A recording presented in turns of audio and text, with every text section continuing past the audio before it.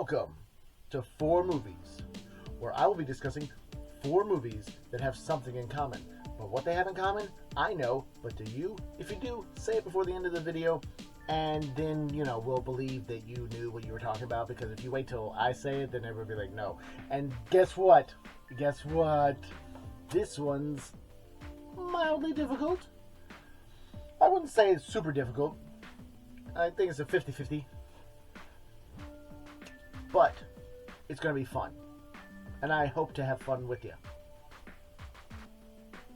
Yeah. We're going to talk about movies.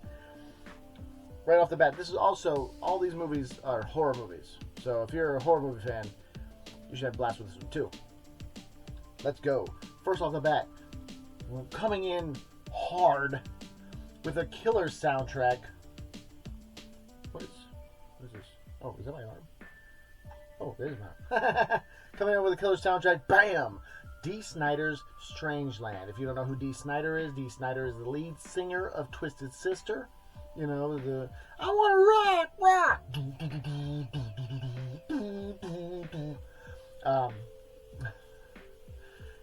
Yeah. But he made a movie with a fantastic soundtrack. Like I said, Sevendust. I think this is the first time I heard Eminem, because he's on a track with Kid Rock on the soundtrack of this, and yeah, so that's wild. And then, like I said, a lot of heavy stuff on there. I want to say, Coal Chamber. There's a Coal Chamber song on there, and it sounds so hard on this. Like, the mix on this is hard, and then, like, when I heard the version on their album, it wasn't as hard, and I was like, ugh, why? But anyways, to make true horror, you have to sit there and write about something that truly horrifies you. You know, something that really scares you, and you can make an honest horror movie. At the time, we had chat rooms, and people go in chat rooms and chat with people. And then, when they were on the chat rooms, this is about somebody on that chat room that was called Captain Howdy. Captain Howdy, I think. And he lured people to his house, and then sewed their mouths shut and that kind of stuff. And there's a police officer, and he's trying to find this guy and stop these brutal attacks where they're finding dead bodies with their mouths sewed shut and stuff like that. Yeah, it's epic. There's a band scene in there. There's a band called Bile, I believe, that's in there. Like I said, fantastic horror movie. Like I said, and stellar soundtrack. Another movie, bam, Behind the Mask, The Rise of Leslie Vernon.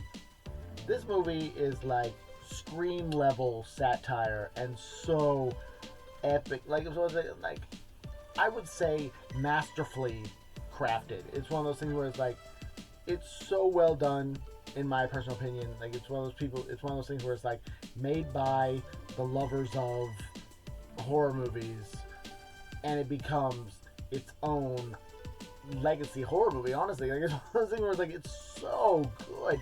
No, it didn't. It's one of those things where it's like, oh well, if it's so good, why didn't they have 1, 2, 3, 4, 5, 6, 7, 8, 9, 10? Because it's not like that. It's that good that it stands alone and up there. Like I said, Scream. Like I said, Scream level.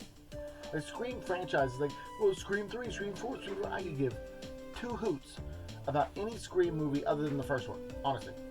Because, like, first Scream movie, yeah, oh man, but that second Scream movie was pretty good. No, it wasn't. It wasn't as good as the first one. And they killed off the best character. They kill off Randy, and it's like, they know they messed up, because on the third one they even try and bring him back on a video. It's like, no, you shouldn't have killed him off, honestly. No. The second one had a better soundtrack. They had a better soundtrack than the first movie, but it wasn't a better movie than the first movie. And like I said, no. Third one's a joke. And then, like I said, I'm looking forward to, I go watch them. Don't get me wrong, I'll go watch them. But first movie is the best movie. That's it. Hands down. This movie is that level with just the movie itself. Because if you haven't seen this, it's basically a documentary. It's like if they were making a documentary on Jason, and Jason was a part of the documentary. He's like, well, I'll do some dub and I'm people.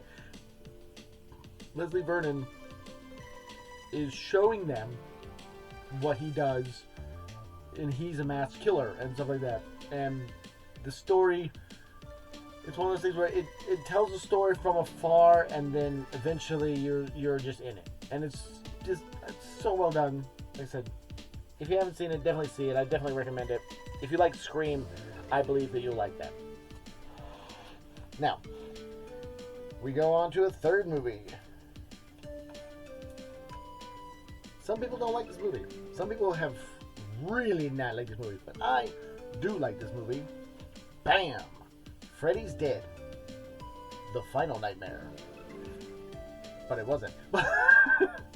But Freddy's Dead, directed by the director of Tank Girl and Ghost in the Machine. If I can find Ghost in the Machine. Oh my goodness. Yeah. Ghost in the Machine, DVD, VHS, I don't care. Ghost in the Machine is a good one too. Like it's campy and it's great. And there's a scene where like there's a killer and he basically goes into the circuitry of everything. Like he's in the electrical equipment. And there's a part where the dishwasher overflows, like all the soap starts coming out of the dishwasher, which is something that just happens if you put dish soap in a dishwasher for some reason, which me and my buddies found out the hard way. But it comes out and then it electrifies, and like I think it kills a babysitter. Oh boy, because the Ghost in the Machine is torturing this I guess family or something that had him caught. They helped have him caught, or the family he was stalking, or whatever it was. But that was a fun movie. Fun movie, like I said, scary but corny also. So it was super fun. But this movie also in that vein. I enjoyed it so much. It plays so well. My favorite scene in there, I'm going to tell you right now. My favorite scene in there is the guy's he's on an airplane, and he's in a nightmare. He's on an airplane. He ends up falling out of the airplane. Freddy's like flying beside him, and he's like, "You won't kill me?" And Freddy's like, "Really?" He's like, "Yeah, you won't kill me, 'cause I'm your son. I know you have a child, and I'm your son." He goes, "Huh, that's interesting, because I have a daughter." And then you see Freddy on the ground level pushing this thing of spikes, and you go, he's like, well, bye-bye. It's like, oh, man. And it was interesting. Like I said, it was interesting, and I thought that the comedic level of it is one of those things where it's like, I don't know, I guess you could consider it a horror comedy, but, like, I liked how, like, in this one, it was a lighter tone. This also has the Johnny Depp cameo. Johnny Depp cameo's in there because he does a commercial where it's like, "This is your brain," and he like cracks the eggs. He's like, "This is your brain on drugs." And then Freddy, it's like, smashes him when that thing smashes him in the head with the frying thing, and Freddy's like, "Seems like frying pan to me. Looks like eggs," or whatever he says.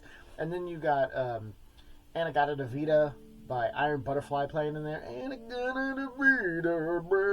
It's like, as this, dream sequence happens, and then he's playing with one of the guys on a game controller, and it's kicked out of his hand. He's like, "You forgot about the game glove." I'm like, oh man, it's so great. Like, it's fun. It's super fun movie. Like I said, the director of Tank Girl directed this, but not in that order. She actually, believe, did Freddy, and then ended up getting Tank Girl. But Tank Girl's a classic too. Tank Girl was just kind of stifled by having to, I don't know, PG it to a degree. The kind of, anyways. But seeing Ice-T as a kangaroo person is interesting. Kangaroo human hybrid, interesting. Like I said, it's an interesting movie. But the fourth movie is, boom, Freddy vs. Jason. Also, fun movie. It's one of those things where it's like, it's fun, and it's like, it plays to that. You gotta love a movie that embraces its camp. It's one of those things where it's like, this movie's so bad. It's like, you want bad? We'll give you better. But it's so fun. like I said, there's so many people that enjoyed this movie and wish that they would make another one, but for some reason they won't or yet. I don't know if they're trying or if not, but they haven't got around to it yet. So, Freddy vs. Jason, super fun. I liked how they played it out. I want to say like the water and the fire and these two clashing together, and they're like, well, who won? It doesn't matter. Just what all it is they're fighting, and there's people that there's a lot of collateral damage. It's pretty much, you're not watching it to see who wins Freddy vs. Jason. They just don't work together, and there's a lot of collateral damage. It's pretty much the fun of the story. I mean, this one had the cornfield scene where the cornfield's on fire and he's going through the corn. Epic. I mean, like, so good. And then, like, was it the bed, and then, like, the dude's, like, super jerk where he's like, I don't like to be kissed after we do it. And in the bed. Oh, man. It's so fun. Like I said. Anyways, I have rambled off a little bit. What are we looking at the time? No, we're not looking super bad. But, anyways, I'm just going to go ahead and that's the 4 movies. So here we are. And I just wanted to say thank you so much for watching. If you watched this far, you're awesome. Stay awesome. And what these movies have in common is Behind the Mask, The Rise of Leslie Vernon, Dee Snider's Strangeland, Freddy vs. Jason, and Freddy's Dead Final Nightmare all have Robert Englund in them. And Behind the Mask and Dee Snider's Strangeland, he's both in cameos, but he's in there, so that's cool. Like I said, super fun. 1 second. As I was saying, I'm going to be doing a video a day till I get a silver play button or a gold play button if I'm lucky, or if I run out of my physical media to show you, but hopefully that won't happen because I enjoy sharing my collection with y'all. Because this is what I'm collecting. You know what else I have? I have cards too. I gotta show you my cards too. My cards are pretty awesome as well. My card collection's all over the place, but it's so good. Like a lot of Garbage Pail Kids, a lot of wacky packages, but yeah, because it's more or less a sticker collection. But the Garbage Pail Kids are stickers and cards, and so then it just goes regular cards. But I'm gonna stop rambling now, and I'll ramble later. See you tomorrow.